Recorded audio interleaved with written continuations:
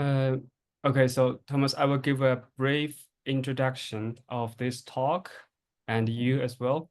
Mhm. So I will first give it, I will first introduce that in Chinese, and then I will switch to English. Okay. Sorry. 感谢大家今天参加今天的这个 Open Talks，然后呃我们的这个 Open Talks 呢是开放科学中文社区或者开放科学在线中文社区所组织的一个活动。那么如果大家加入加入到 Zoom 之后呢，把自己的显示的名字改为名字单位研究方向就像这里显示那样。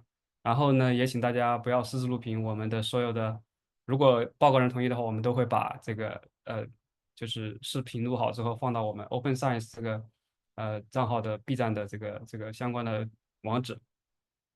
然后呢，欢迎大家打字提问，或者是根据报告人的这个交流的习惯进行提问。如果有50个人的话呢，一般来说，请大家提前举手。然后 COSN 呢是开放科学中文社区呢是这个一个草根社区，我们就是想通过互联网建立一个学习和讨论基础研究领域的严谨性、可中性和开放性的一个在线的社区和平台。目前我们主要有以下的几个活动：Open Transfer 就是翻译文献和资料；Open Minds 就是一起读文献；然后 Open Talks 就像今天这样在线报告，还有 Open Tutorials 就是一起分享这个一线的这个在线这个研究经验。然后还有 Hackathon，那么就是每年一次，然后暑假的期间大家一起来写代码，然后做一些项目，然后欢迎大家那个有兴趣的话呢，随时加入我们一起来读文献、发起或者组织在线报告，或者是分享这个研究经历，然后参加我们的 Hackathon。然后呢，我们这个平台有个特点，就是说主持人和邀请人不一定需要是我们负责团队，因为我们是想给大家提供一个平台，大家都可以来参与和组织。我们给大家进行宣传，然后呢，给大家提供这个 Zoom 的资源。然后呢，就是关于我们的这个发表的文章，大家如果感兴趣的话呢，可以去参与。然后呢，这是我们另一个关于我们这个文章介绍的一个章节。然后呢，这个是我们已经完成的一个翻译的一本书，就是从英文翻译成为中文了，目前已经。然后今天呢，我们是请到了这个 Thomas Clapp，然后他呢是在开放科学领域做了很多的研究的人，而且是一个专门做开放科学领域的这个研究者。接下来呢，我会转到英文再简单的介绍一下。All right, so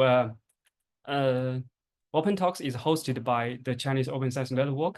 It's a grassroots network try to promote open science in both English and Chinese, but primarily in Chinese. And we have a position paper published in AMPPS 2 years ago. And we also have a chapter in A Better How, the book edited by Foster and many others. We have organized a couple of online events. For example, Open Transfer, translating valuable blogs articles into Chinese. Open Minds, we organize online journal club with an emphasis on open science reproducibility and methodology. And we also have open tutorials. So we invite senior PhD students or postdoc to share their skills or experience so that we can improve our methods. And we have open talks. It's just this kind of talk related open science reproducibility. We also invite early career researchers to share their experience to increase their visibility. So today is one of our open talks.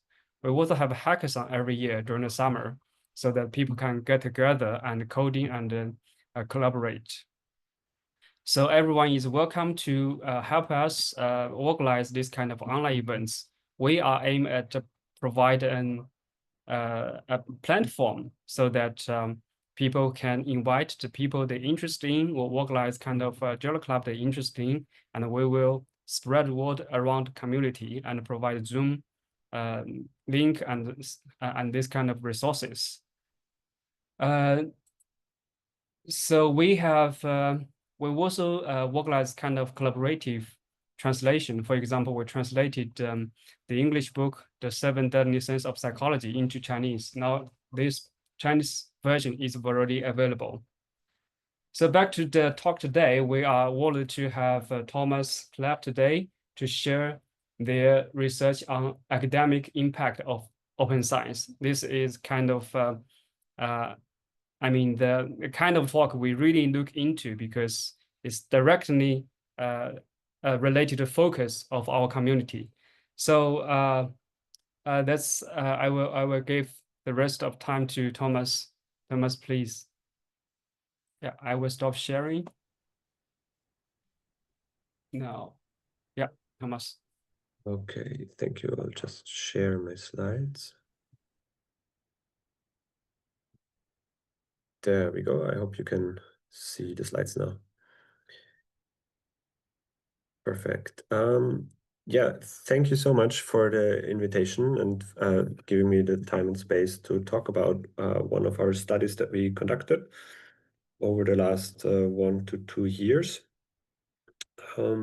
As John Peng already said, it's focused on the academic impact of open science, and I'll get into the various terms, what they mean, and what we found out over the next roughly 30 to 40 minutes. In terms of context, we conducted the study within the Pathos project. That's a project funded by Horizon Europe that's running for 3 years and is now close to finishing. We are wrapping up the project in August.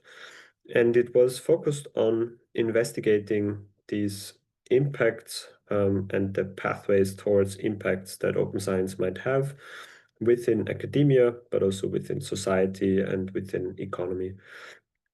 And to that end, we worked on various parts with case studies, but also with more conceptual work. So our colleagues worked on more generalized frameworks for open science impact pathways and also cost-benefit analysis for open science.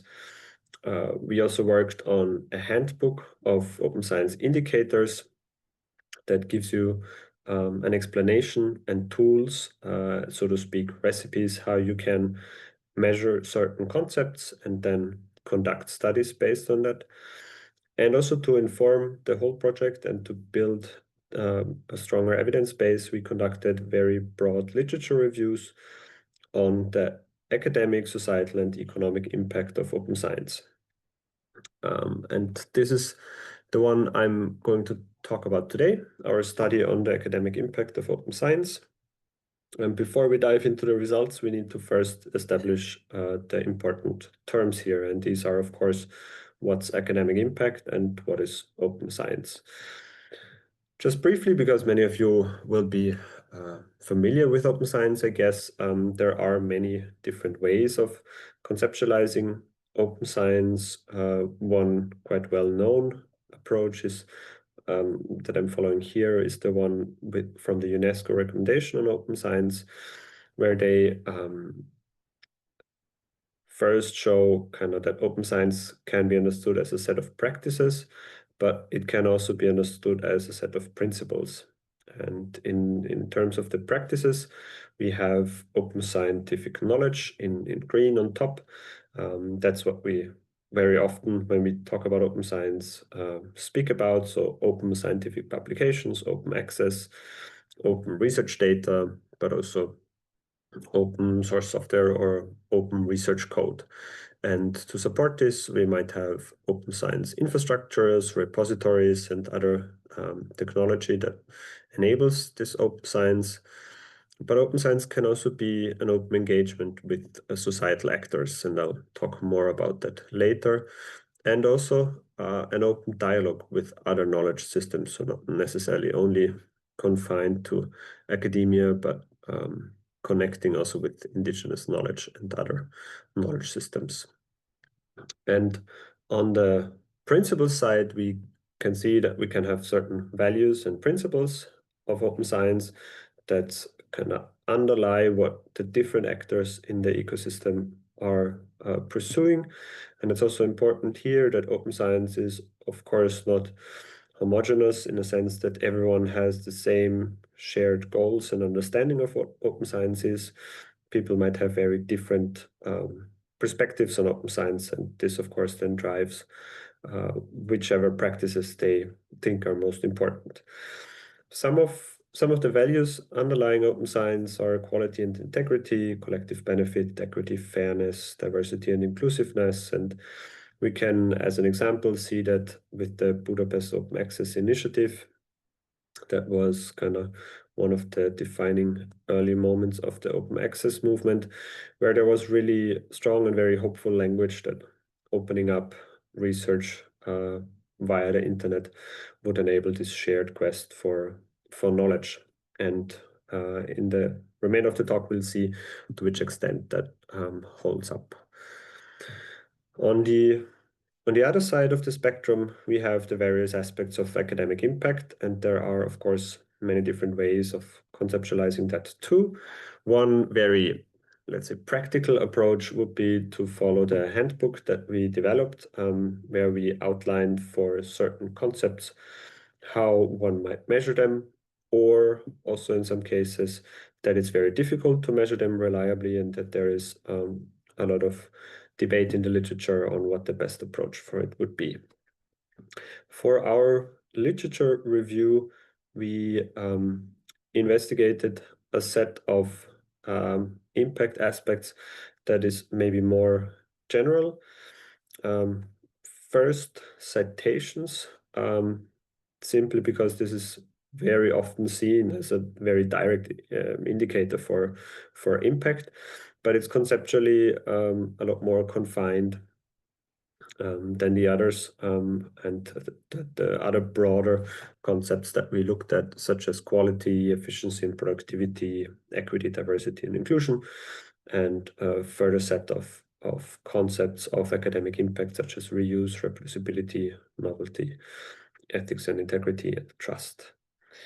And the key question, of course, is now how to link these two, how to link open science activities with certain academic impacts.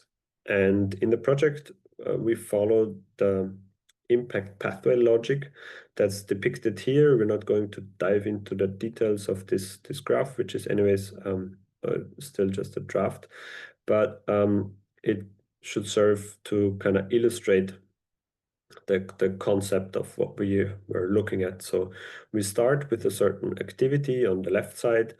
In this example, citizen science intervention, citizen science activities. And from that, we get certain specific outputs, such as a higher number of people from the general public participating in research via citizen science or in general societal collaborations. And from this, we might then have more direct outcomes on the academic work, such as the quality or the novelty of the work, but also maybe further aspects such as higher participation or empowerment that might be more on the societal aspect of the impact part. And then from these outcomes, we derive and we can see potentially that there are also short-term and long-term impacts. And what we can see from this figure already is that linking these, so from the activity on the left side towards some of the long-term impacts on the right side, can be quite difficult because there are many intermediate steps and just long pathways that are sometimes hard to trace when you're actually trying to investigate it empirically. And I would also argue that for this to succeed, we also need strong methods to make causal claims, because for the whole pipeline to make sense, we are essentially making causal claims that something on the left side, an activity such as citizen science or open access publishing, has a certain causal effect on a certain other aspect, such as quality or trust or others. And so we need adequate methods to make causal claims. To support doing that in the science of science, in scientometrics or meta-science, however you call the field, my colleague Vincent Drach and I wrote an article that introduces a certain approach to causal inference introduces this approach to the meta science community, where we first provide sort of formal introduction that's still hopefully fairly approachable to a general audience and not overly technical, an introduction to the structural causal models. And then we build based on a case study that we build conceptually, and then simulate data from it. We show how the approach works, and kind of show that kind of what we claim actually does work when you put it into practice, given certain assumptions, of course. And I'm not going to dive too deep into the statistics of that, but I still find it important just as a conceptual tool to better understand what I'll be talking about later on. So when we try to make these causal claims, one very common problem that's probably well known is the problem of confounding. Say, for example, we're interested in the effect of open access on citations. That's a very common topic in the literature, and I'll devote more time to it later. And we might find such a relationship, positive or negative, in our data when we look at actual data from publications. But the issue is that there could, of course, be other factors explaining this relationship, such as the reputation of certain journals. So it might be that certain journals are more or less likely to follow an open access model, but then also the reputation of the journal, not necessarily just measured as a journal impact factor, but generally maybe how long the journal has been around and how established it is in the community might also have an impact on the citations. And this could potentially explain the relationship, the association we find between open access and citations. So we need to be careful about these potential confounders and adequately address them. But there are also other issues that might be less obvious. So in this example, we would be interested in the effect of open data on reproducibility. So whether sharing data leads to higher reproducibility of the findings. And we could argue that there is a common cause for those two as well, rigor. That it might be that researchers that are more rigorous tend to share data more often, so they participate in open data more. And because they're more rigorous, their research might also be more reproducible. And so we would expect maybe no relationship between open data and reproducibility. Maybe there would still be one. But the important wrinkle here is that if we only look at literature that's published in journals and not just a preprint on arXiv or somewhere else, or even a study that's unpublished for some reasons, it might be that depending on the strength of these errors, it might be that in the published literature, the relationship between open data and reproducibility is actually negative, so that it seems like articles with open data have a lower reproducibility. But that might simply be an effect of selection bias. And it's tricky to try to figure out these errors and the effects beforehand. So what kind of the outcome would be. But it's important to consider this potential web of how they interrelate. And we have exactly this example in our publication as well. So you can read up on it in more detail. So the upshot of all of this is that we simply need to have adequate methods for assessing causality if we want to build a sound evidence base of this impact, this academic impact of open science.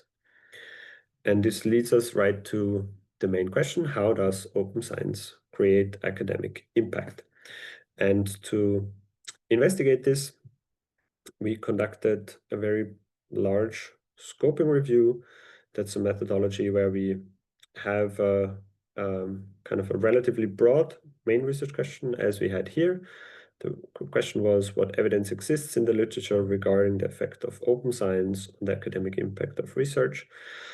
And then we went through a large number of sources. So we started with searches, systematic searches on Web of Science and Scopus. and screened many thousand titles and abstracts, and then eventually full texts to narrow down the list of publications to a set that really shows evidence towards this question. And then we also conducted some snowball search. So from an initial set of about 300 articles that we had, we looked at articles that were related to those and then screened those as well for our inclusion criteria to just find kind of the most relevant articles that show evidence for the academic impact of open science. And we also had a couple of secondary research questions, such as what types of positive or negative impact the studies report and what kinds of mechanisms produce those impacts, and so on. And all in all, we then had 485 studies that we included in our study and for the analysis. The breakdown of those in terms of the types of open science you can see here. So almost half of the articles were related to open access publishing. About a quarter was related to citizen science activities, and then 14% related to open and fair data. The other aspects of open science that we looked at, so open evaluation, basically means open peer review, open methods, and open code were much less common in the literature. And we also had this general category of studies that didn't look into only one of those aspects or just had a very general stance at the topic. And on the other side, in terms of the impacts that we found, the largest share were articles that demonstrated certain effects of open science on citations, about 30%. Then also second largest was on quality, and then efficiency and productivity. Then we have this further range of impacts that according to the list that we have.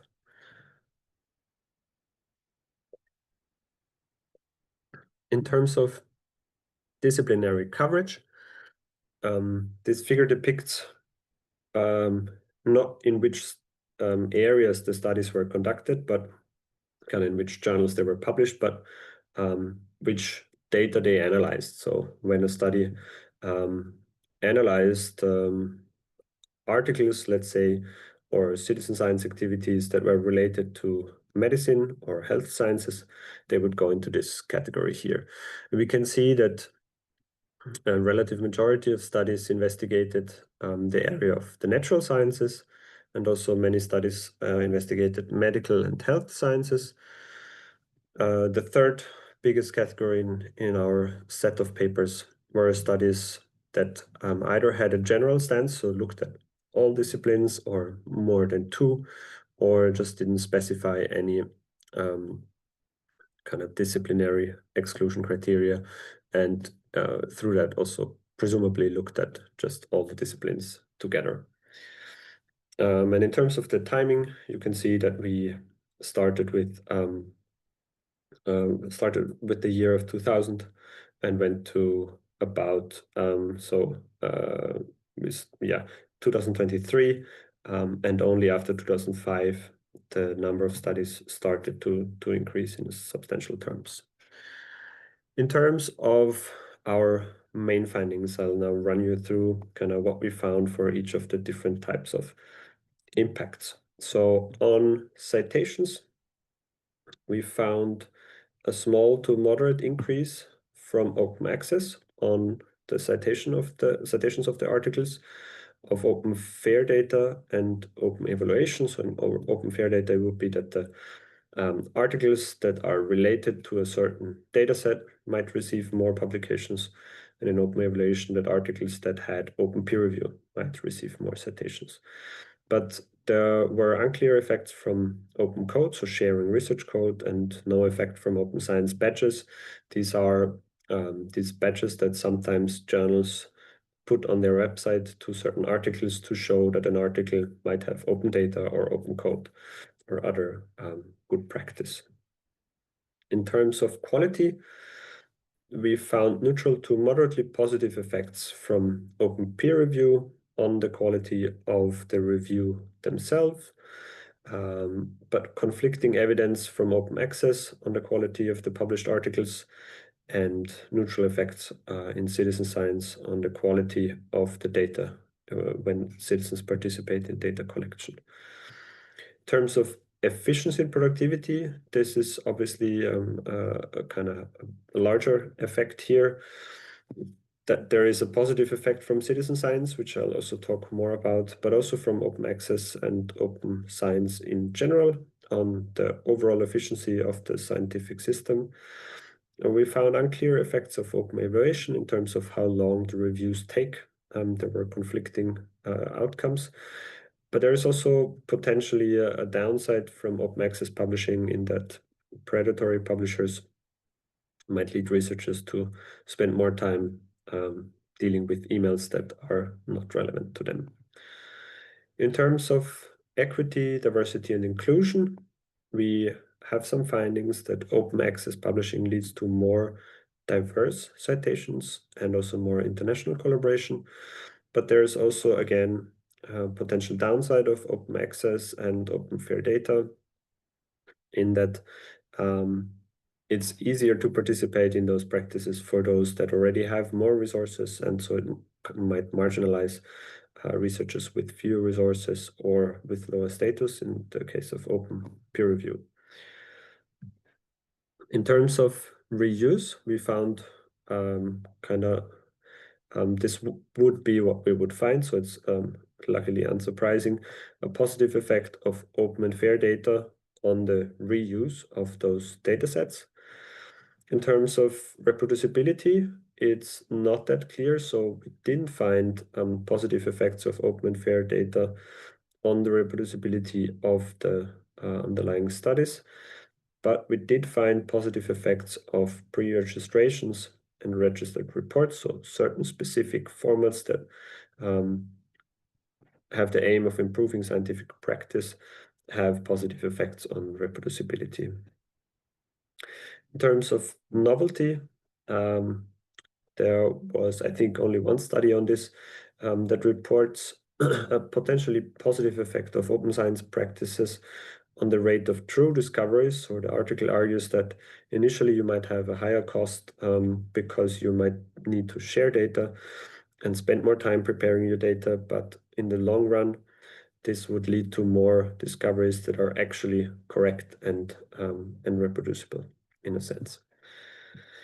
In terms of ethics and integrity, there are unclear effects and an unclear impact of open peer review, open evaluation on the integrity of the review. So to which extent reviewers are kind and considerate in providing their feedback. And open and fair data might also have potential risks related to the participants and the protection of their personal rights. Finally, we found a positive effect of open science badges, so those badges that don't have an effect on citations, but they do have an effect on trust in the kind of soundness of the findings.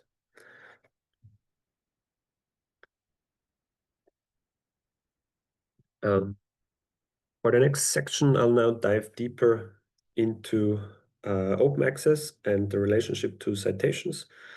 This is a very big topic in the literature, a prominent topic that also many people might be interested in, and for that reason I want to spend some time discussing it. So the open access citation advantage generally is the claim that articles that are published via open access, via various means of open access, do receive more citations. And as you can see from the two figures that I already showed before, open access was about half of the set of articles that we had, and citations also a quarter. And among those, 160 studies specifically investigated differences in citations due to open access. Not all of them were kind of speaking of the open access citation advantage, but they were in one way or another studying the effect of open access on citations. And so the key question here is what the specific effect is of the fact that an article is open on the impact it has on the citations it has. It's not about whether articles published via open access do have some impact, some citations in general. It's really trying to get at this difference in causal terms. What difference does it make if an article is open access? And there are certain biases, a range of biases that are discussed in the literature that might impede our ability to study this relationship.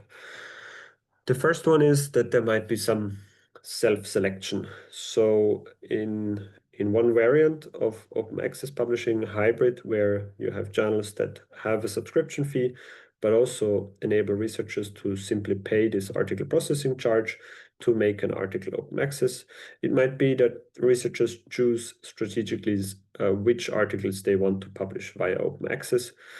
And if they choose articles that are maybe better in a way or are more likely to receive high citation numbers, this might be kind of a way to explain why such articles then receive more citations, which is not related to the fact that they're open access, but simply that they are maybe better.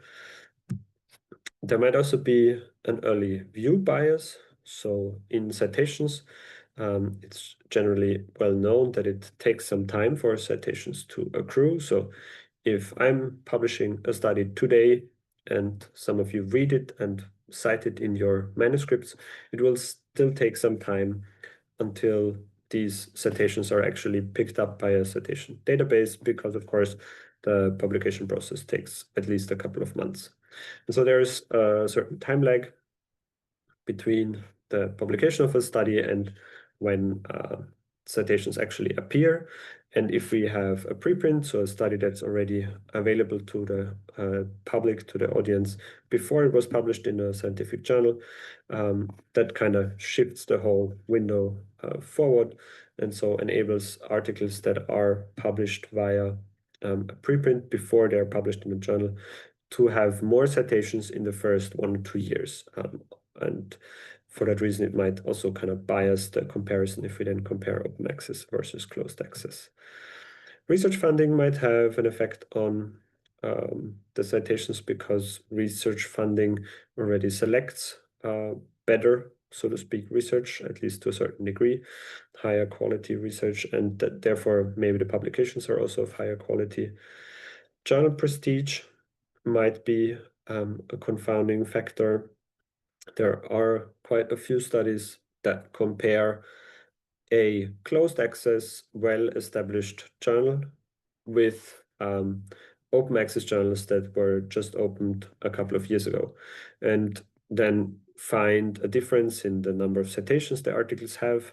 But I would argue that this difference is less likely to be due to the fact that one is open access and one is closed access, and probably has more to do with that one of the journals is just kind of more established in the discipline, and people therefore tend to regard it as more prominent and more important and more trustworthy, maybe, and therefore cite it more.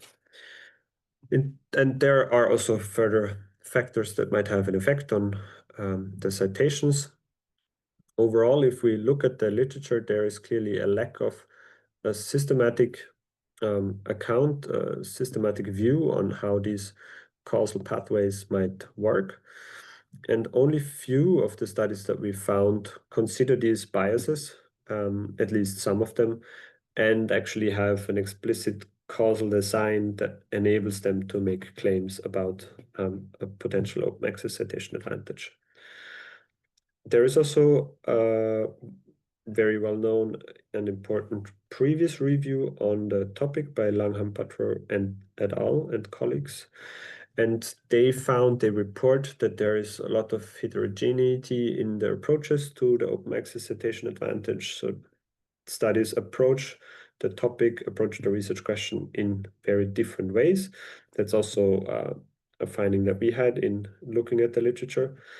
They report that a relative majority, so close to 50%, but not quite, of the studies that they investigated report that an open access citation advantage exists. However, they also state that only 3 out of the 134 that they investigated did have a lower risk of bias. They used certain tools to assess the risk of bias, and only 3 of them didn't have a high risk.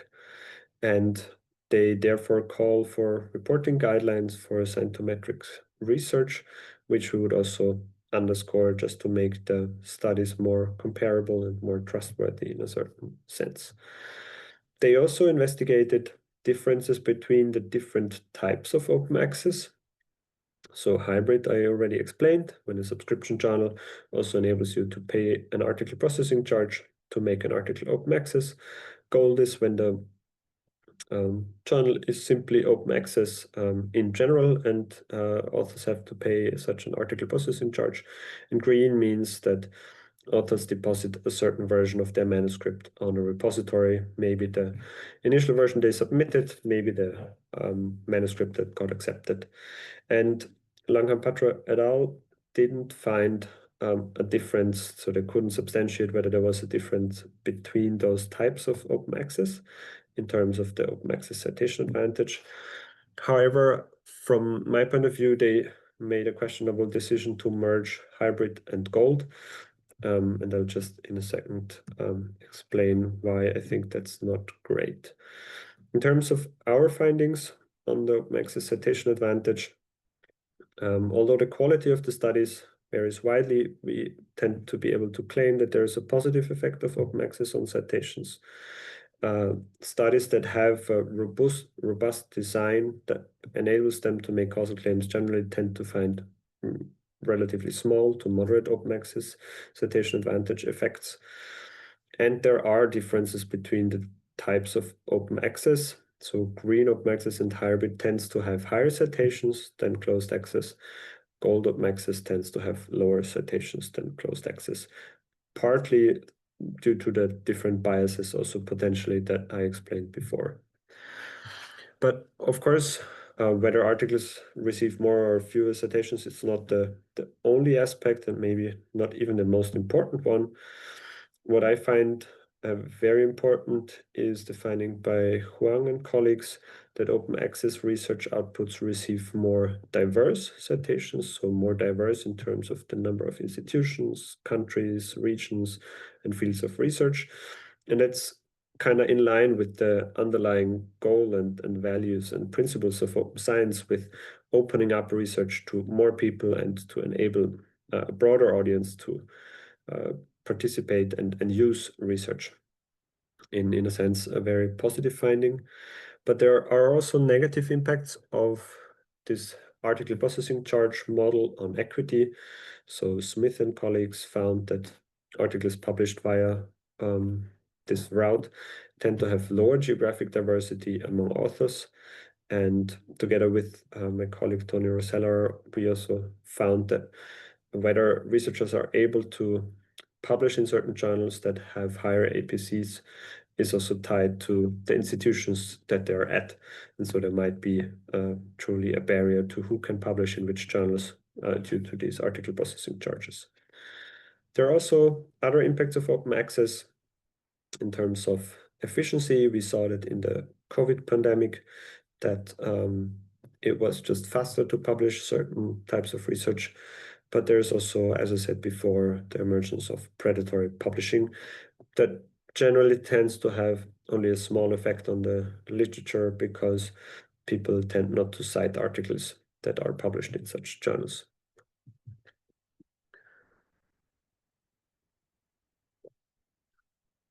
And the second and final topic that I want to dive a little deeper into is citizen science. So briefly to explain what that is, in very basic terms, it means involving citizens in the research process in one way or the other. There are different definitions again on what citizen science or public science might be. This one is relatively easy to grasp, I would say. So there are different kind of levels that we could conceptualize in terms of involving citizens into the research. we could start by having them contribute to simply data collection, also maybe data interpretation. But then on the next step, participants could also potentially contribute to the definition of the problem and the data collection. And finally, you might have something that's called extreme citizen science, where the research is truly collaborative and researchers and citizens are almost equals in the process. The studies that we found in our analysis mostly focused on biodiversity and wildlife monitoring.